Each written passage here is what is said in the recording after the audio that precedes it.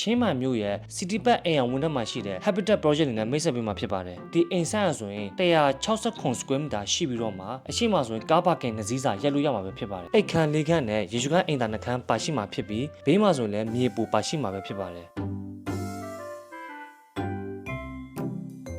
အဲ့ဒါဆိုလို့ရှိရင်ကျွန်တော်တို့အိမ်ထဲကိုတစ်ချက်လောက်သွားကြည့်အောင်အိမ်ထဲကိုဝင်လိုက်တာနဲ့ living space နဲ့ dining space ကတစ်ဆက်တည်းဖြစ်မယ်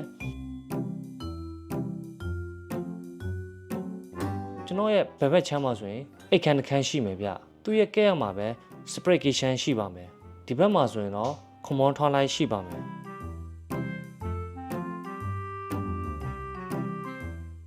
ဒုတိယထပ်ကိုသွားကြည့်အောင်ဒုတိယထပ်ကိုရောက်လာနဲ့ကျွန်တော်ရဲ့ဘက်ဘက်ချမ်းမှာဆိုရင်ရေရှုခန်းအိမ်သာတွဲပါတယ်ဒုတိယမြောက်အိတ်ခန်းရှိမယ်ဘေကုံကြီးလည်းထားပေးထားပါတယ်ညာဘက်ချမ်းမှာဆိုရင်တော့အိတ်ခန်းတစ်ခန်းရှိမယ်ဟိုဘက်မှာကအလောလုပ်ဖို့ရန်အတွက်တီးတက်ထားတဲ့ခန်းလေးရှိမယ်ဗျသူ့ရဲ့ကဲ့ရက်မှာပဲရေရှုခန်းအိမ်သာရှိပါမယ် facility အနေနဲ့ကတော့ဂျင်းဆွင်းဘူးတို့ပါရှိမှာပဲဖြစ်ပါတယ်အားလုံးကိုကျေးဇူးတင်ပါတယ်